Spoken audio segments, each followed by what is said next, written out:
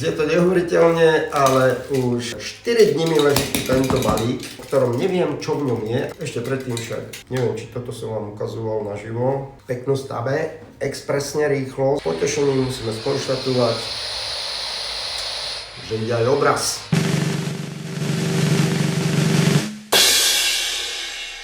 MTV si naladíme pozdejšie. Teraz sa ideme pozrieť, čo nám zase dorazilo do múzea za skvost. Budete pri tom, začínam operovať. Dneska to išlo ľahko, ešte vo vatičke to je. A už viem, čo to je. Také 3-4 kg.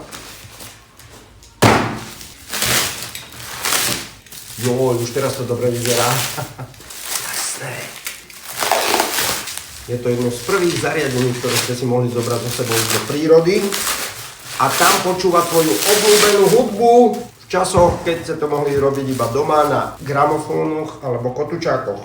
Toto ešte je parádna dobová taštička, všimnite si. Veľmi pekne ďakujeme, to nám nebolo ani povedané, že príde z taštičke. Ale je to tu v krásnom stave, vážne v krásnom stave. Ešte aj kotúčiky mi tam pán pribalil, ďakujem. Zoznamte sa. Philips.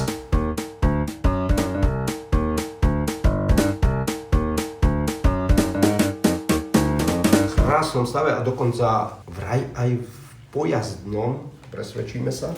Mimochodom, kotúčiky sú vo veľkosti, ako boli 8 mm filmy, až si pamätáte, do kamery. Som rád, že i toto pristálo u nás a ostane tu.